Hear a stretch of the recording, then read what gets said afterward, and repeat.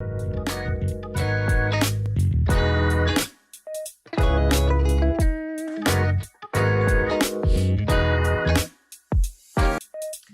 Monday morning, October 18th.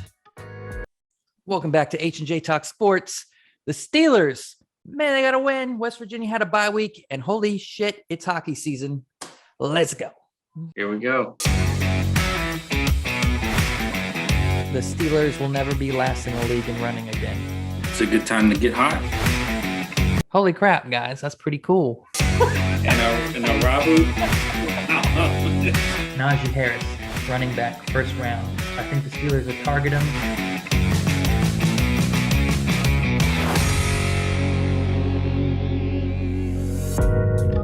Welcome back, everybody. It's H&J Talk Sports, your new favorite sports podcast for Steelers, West Virginia, Penguins, whatever we want to talk about. I'm half your host, Joe. That's the other half, Harry. What's going on, everybody, and what's going on, Harry? What's going on? It's Monday. We're actually recording on Monday. We're actually recording on a Monday. If you guys don't know, we usually record Sunday evening, Sunday night, but we're too old to record past those late games. So here we are. But okay, I'm too old. I'm too old. I texted Harry at like 8 o'clock. Not tonight. Not tonight. Did you even make it to the end of the game? I did, actually. How could you sleep to the end of that game? It was good. There was a lot of drama. If the Steelers would have kept their lead going into the second half and played like that, I probably would have fell asleep in the fourth quarter, but right. You couldn't sleep through that. Let's get into it since we're talking about it. We're not going to waste any time today. If you're new here, subscribe. If you're back, welcome back. We appreciate you tuning in every week, liking and commenting on the videos. But you should subscribe if this is your first time here, right? So go subscribe. Tell them, Harry. Subscribe. Join us. We're getting to 500, baby. Let's go. Let's go. Anyways, Seahawks. Steelers ended up winning that game 23-20. It shouldn't have been that close, but it was. Every time the Steelers play, the first half is completely different from the second half of the game. They dominated the first half. The defense was shut down. It looked like the defense against Buffalo. They couldn't do anything. Geno Smith didn't know what to do. He had pressure on him all night. The offense, it didn't look great, but it looked good enough to get it done. They put together some impressive drives. They scored 2 touchdowns. They went into the half. Everything was good. They came out. Everything was bad. Defense, Seahawks were running right through them with their third string running back. Steelers couldn't get a stop. They got the game close. Offense was going 3 and out, 3 and out, 3 and out. But the Steelers pulled it off in the end in a very exciting ending with stops, reviews. That time on the clock was a little shaky at the end. Would it have made a difference? I don't know. But what you think, Harry? Did we learn anything? Like you said it. I mean, the Seahawks were pretty depleted. Mm-hmm. Their defense wasn't good. It's kind of disappointing to see that second half. Defense, I mean, played great the first half. The second half, we're giving up runs left and right. And then when Geno was forced to throw it, they were –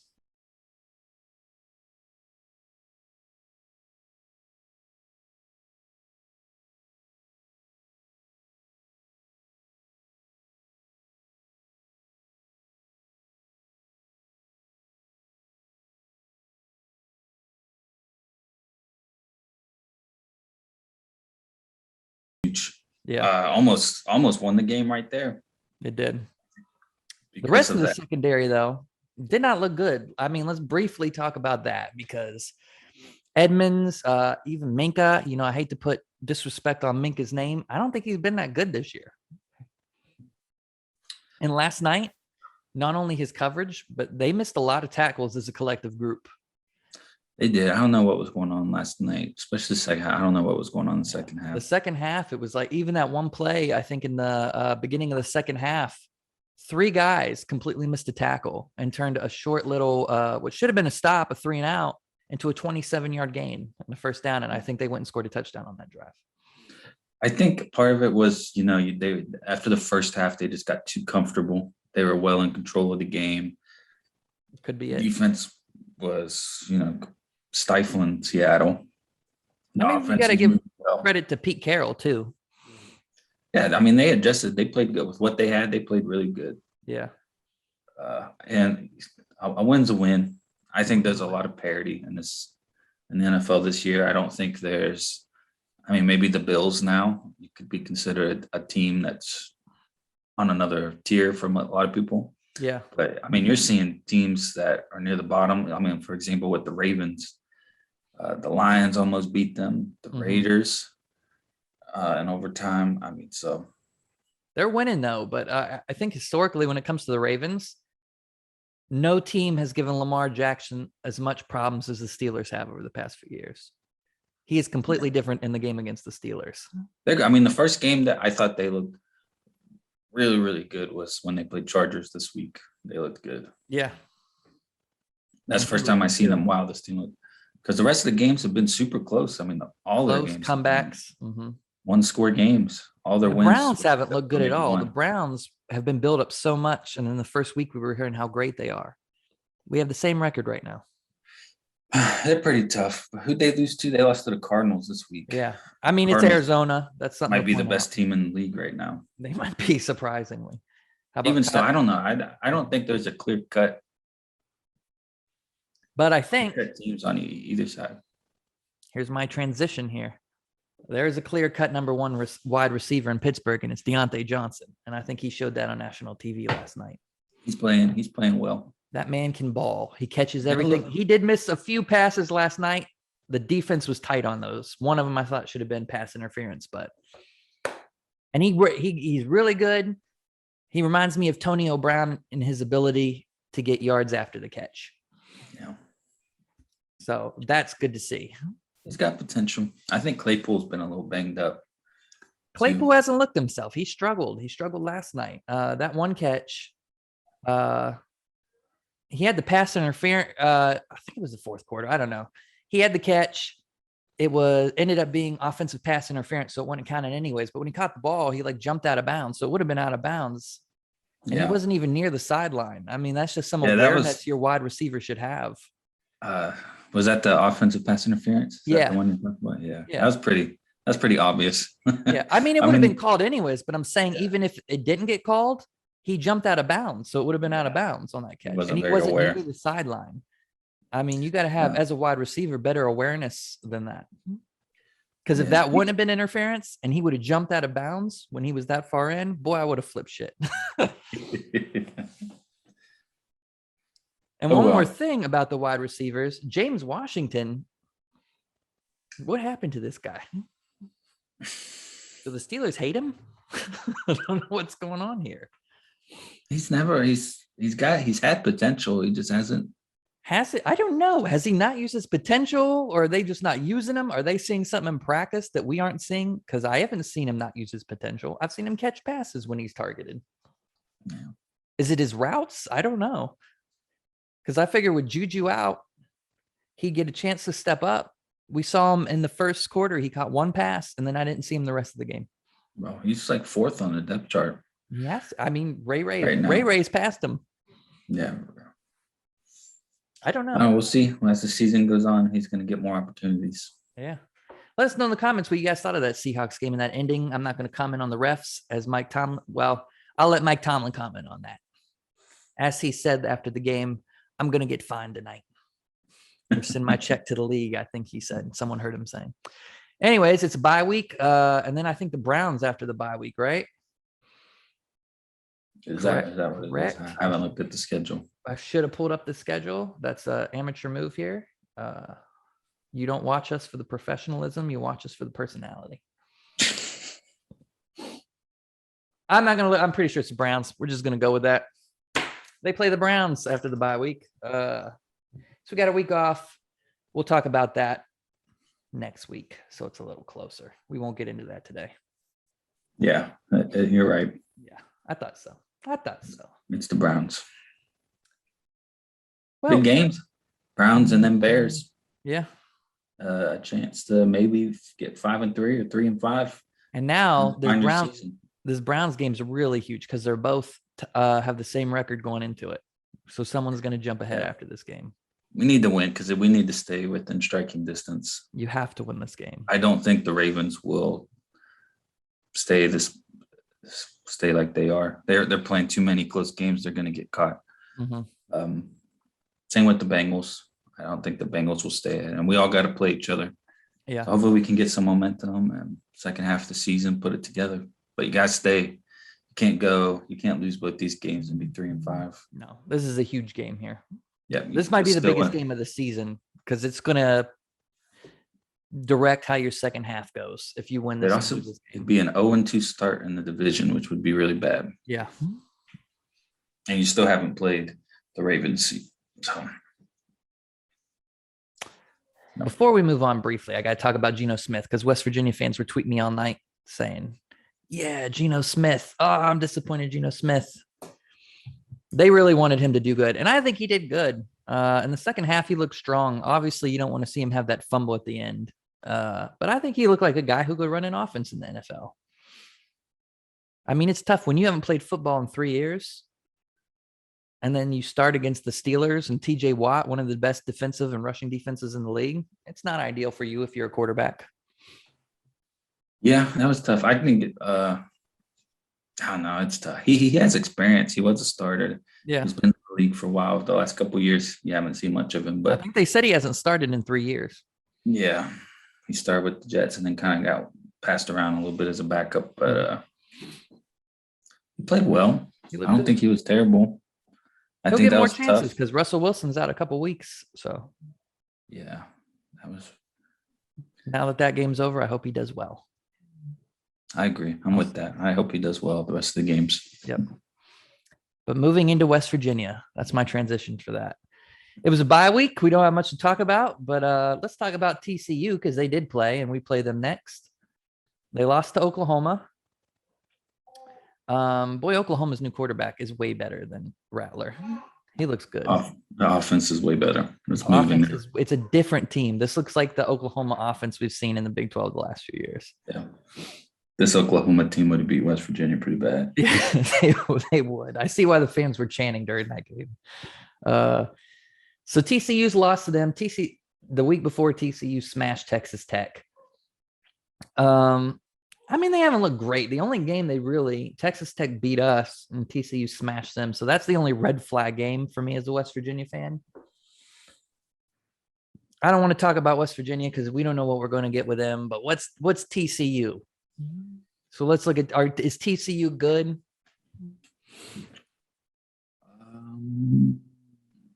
I would say they're probably somewhere between. They're in the middle, maybe bottom half. 3 overall. They're top 1 of the in the bottom conference. half. Yeah. I think you have Oklahoma State, kind of pulling away right now. TCU is probably in the middle, along with Texas and Iowa State, maybe. I think they're above West Virginia. I do too. I don't think it's a win, but I've calmed down with the bye week. I've had some chance to think and meditate. So you feel different now? I don't feel different. Last week, though, I said there's no way you beat TCU. Now I'm saying this is a game you could win. I don't think they will, but I think it's a game you could win. And I think it's a game you got to win. You have to beat TCU.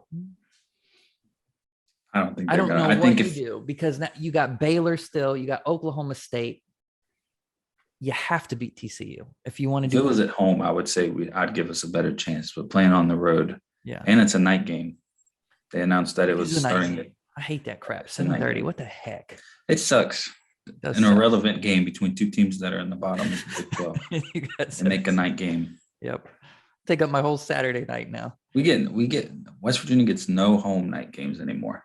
No. When's the last home night game we played against a good team or a Big 12 team? I can't tell you. It's been a while. It has. I hate night games anyways, but yeah, you'd prefer those be at home under the light. I love night games, but I just feel like we never get any at home. Yeah. I remember we used to have the Oklahoma, the TCU at night. Those games were fun. The night games are way more fun, but maybe it's because we're not doing well. Was that or that might have been in Oklahoma. Was that Oklahoma game with Will Greer? I know it was a night game. That was a night game. Was that in West Virginia though? Can't remember. That was in West Virginia? Mm-hmm. That might have been the last one. Yeah, but we were a lot better. I mean, that game was that was the last game of the season, and Heartbreaking. Everything they had set that one up to kind of be the big game. Yeah. I don't know. I think we could beat TCU. It's going to be tough. We talked about a couple games this being Neil Brown's defining game. If he can go on the road, like you said, at night in TCU in this season and pull up an upset, that could be a good look. If he comes into this game after having a bye week to prepare and they call a timeout in the first quarter on offense, I don't know what to tell you guys. There should be no confusion in that first quarter, what the play is, what the playbook is, and what they're running. Hopefully they come up with something. Yeah. I don't want to get into Neil Brown, though. We've talked a lot about that. If you want to go watch our video on our thoughts last week, there's a lot of comments on that video. A lot of you guys feel different ways. Some of you agree. Some of you, I wouldn't say you love Neil Brown, but you think he deserves more time. He hasn't had much chance to prove with his recruits what he's doing. But it's year 3, guys. It's year 3.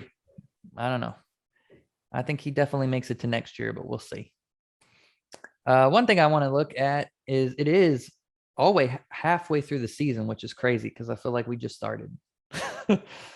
Let's look at the Big 12. I mean, what's surprising from before the season started? We looked at it. We made our schedule predictions for West Virginia. We got Oklahoma at the top. Probably would have assumed that. Oklahoma State, I feel like, is a bit of a surprise. Yeah, I mean, they've been playing really well this year. 6-0 so far. Baylor, I guess it's not a surprise for some. I thought they wouldn't be as good this year, but they're sitting here 6-1. Iowa State's been good. Texas started good. They kind of fallen back a bit.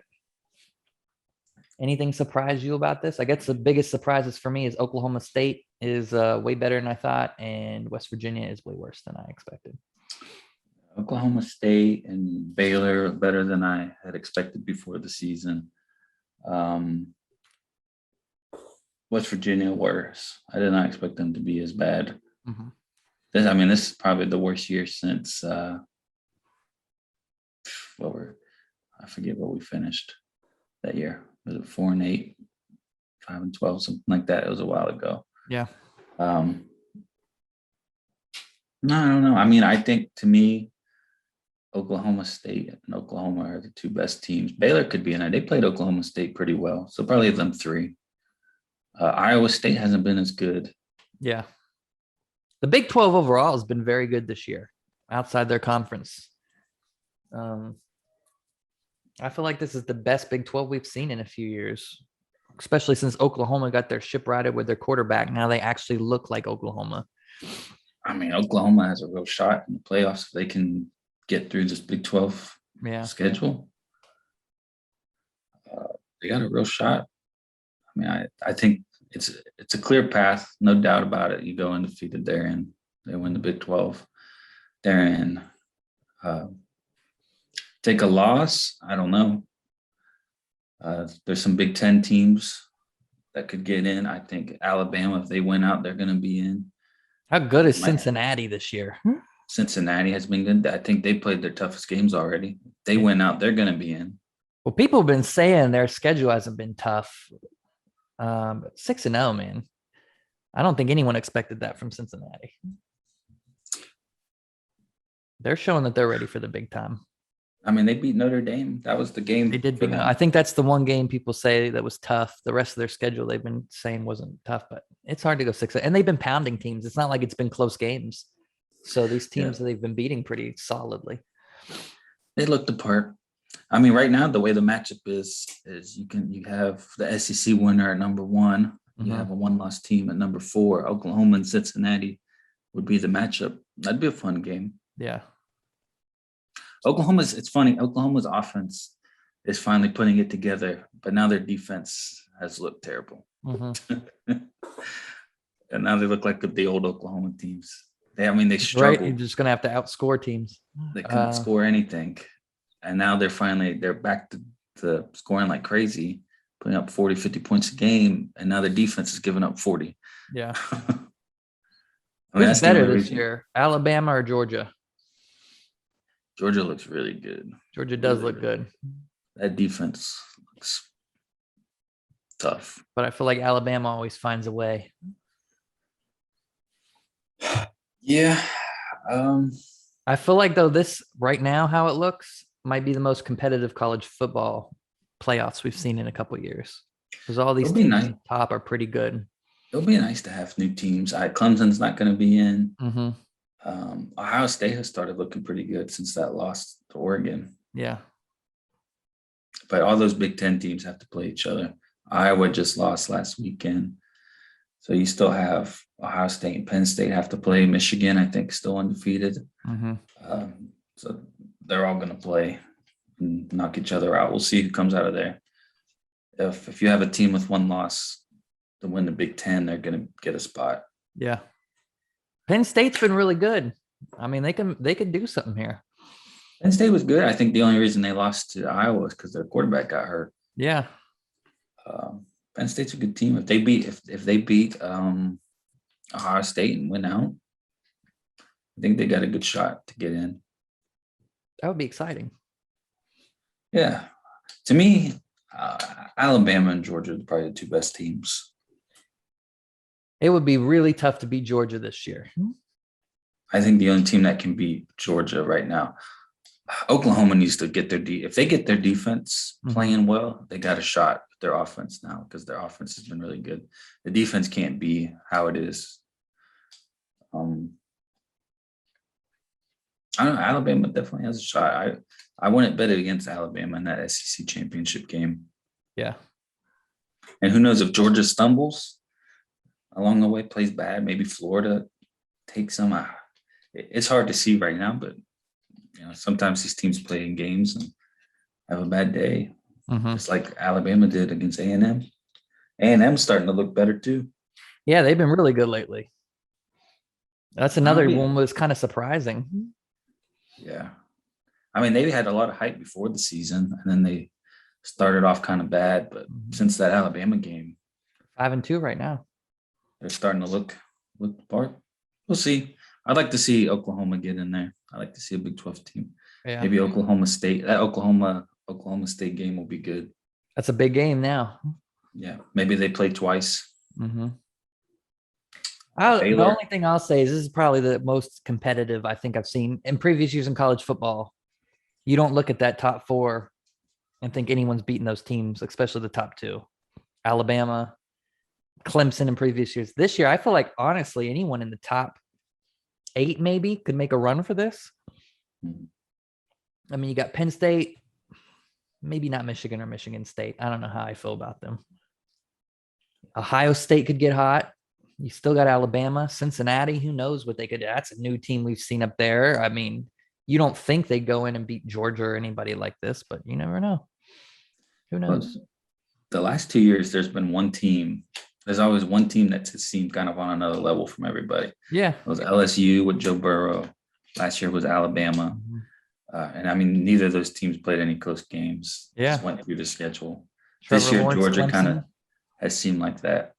But Clemson turned out not to be as good.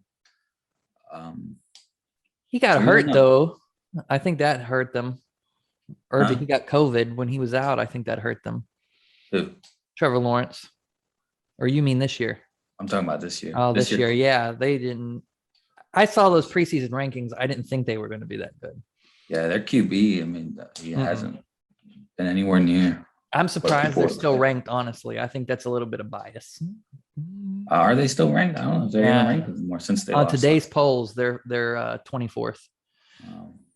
That's the updated poll from today, which I think is very generous because they're 4-2. They might not even be the best team in the ACC anymore. No, I don't think so. We'll see. Be an interesting year. I want to see Georgia, Alabama. That game will tell me a lot. Or Georgia. I'd like to. Who's Georgia play? I don't even know. It's a team I want to see get a measuring stick because I can't. That Clemson game was, but then after I've seen how Clemson has played, I don't feel the same way. But Georgia has just mowed through everybody. They beat Arkansas, and Arkansas was good. They went through Auburn. They destroyed Kentucky. Man, when they played Arkansas and they played Kentucky, the spreads were huge. I think the spread for Arkansas was like 16 or 17 for Georgia, Arkansas. And I was like, man, I would take Arkansas if I was betting. I think Arkansas would stay. And they got beat 37-0. Yeah. They played Kentucky. The spread was like, it was number 1 versus number 11. The spread was 20-21. And I was like, man, it can't be that bad. You're playing the 11th team. They beat them 30-13.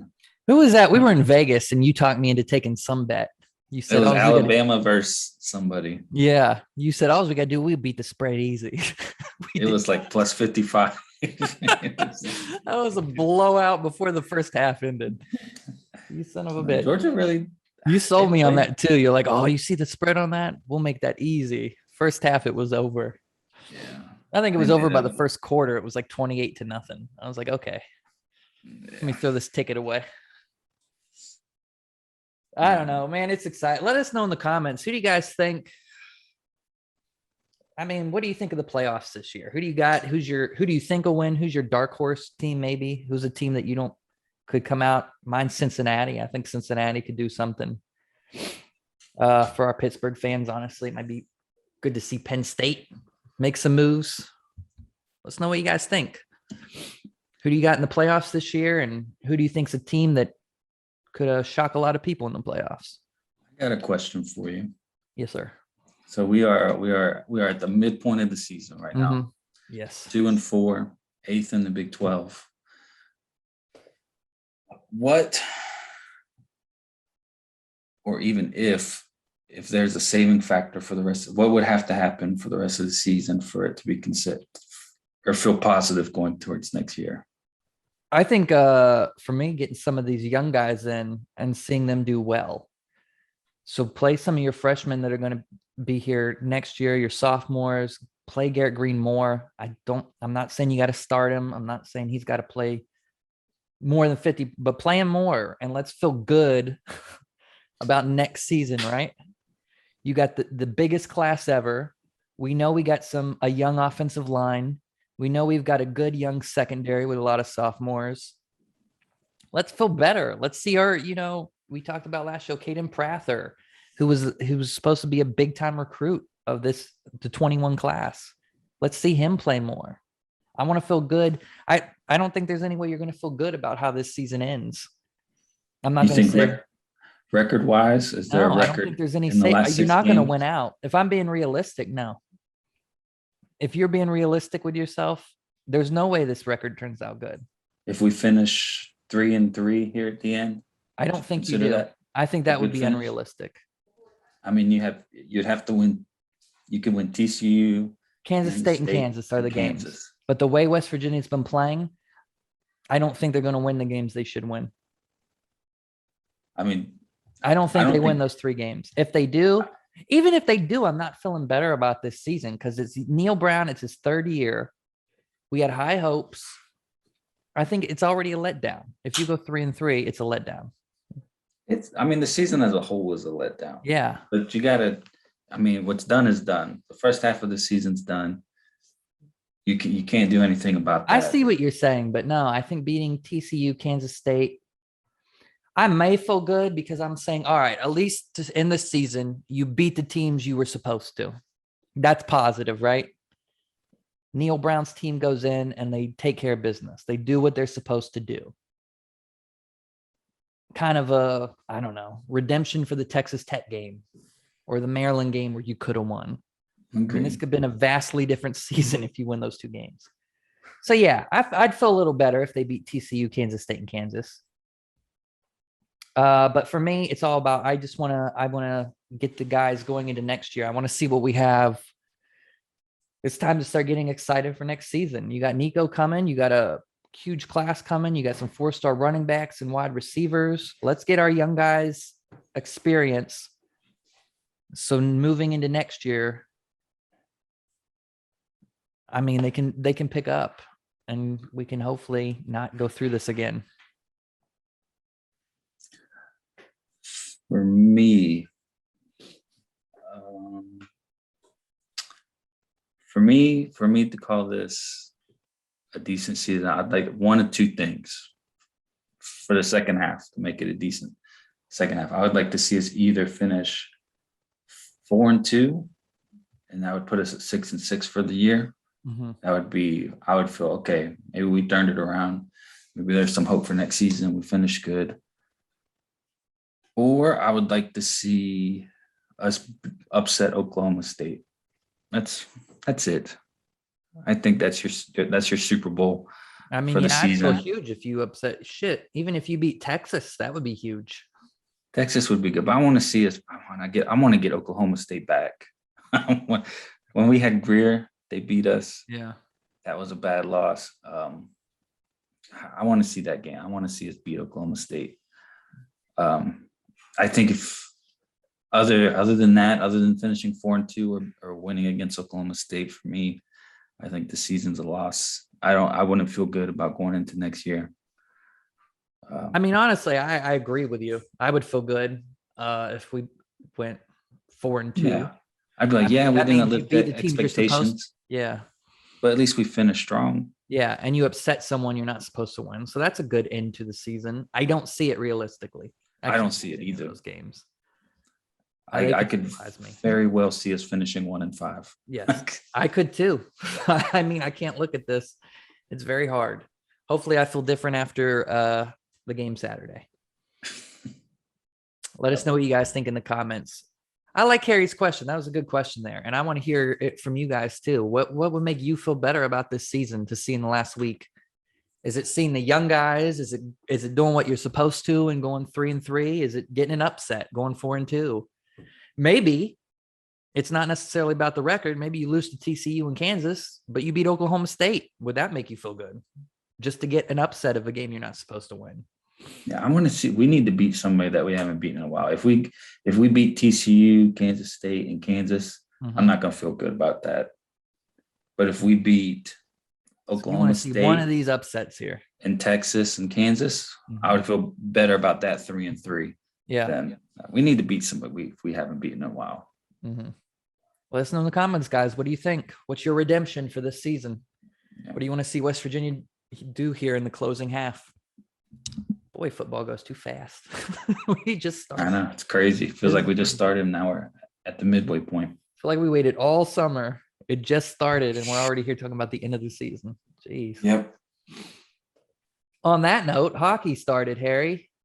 How you feeling about those Penguins so far? They've looked good so far, haven't they? I saw they beat Chicago. I saw I like their win to start off the season against Tampa Bay. Yeah. They look I'd like hot. to see them get hot at the end of the season, not the beginning of the season, but I guess you got to put together, you got to get in the playoffs to make any noise in the playoffs. So Yeah. I mean, this is what, you start the season without Crosby and Malkin. People are talking how the Penguins are going to do about that. With that, right now, you're sitting, you haven't lost a game. I mean, you lost to Florida in overtime, but you got a point. You beat Chicago. You beat the Stanley Cup champs opening night. You couldn't ask, and now you play Dallas. You couldn't ask for a better start to the season. And one thing I want to say, this offseason, we had a lot of fans mad and griping that the new ownership, the GMs weren't making any big moves. You always do in every sport, right? You get the fans, why didn't my team sign this guy? That's all you hear.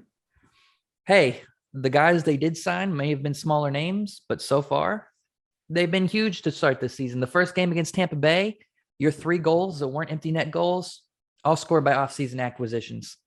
You had Heinen, you had Simone, and Brian Boyle scored the other goal in that first game. Heinen has scored a goal in every game so far. He's on pace for 82 goals right now if he keeps it up. That won't happen, but dang. So, I mean, your off-season acquisitions, they've been a key part to this team in the early first couple games with Crosby out. Those have been the guys stepping up. McGinn had a goal in the last game. Boyle has been fantastic. So, I think that's what you good. really want from this team. that bodes well. I feel like the issue for Pittsburgh has been the supporting cast a lot. When the years where they've won the Stanley Cup and have really good teams, they've had Yeah, that's huge. really good players outside of, the big guys, Letang, Crosby, and Malkin. So if those guys are playing well, and once you get those guys back, I mean, that could be really good. And that Really you're good for a right. playoff That's run. been a big issue since they've won the cup.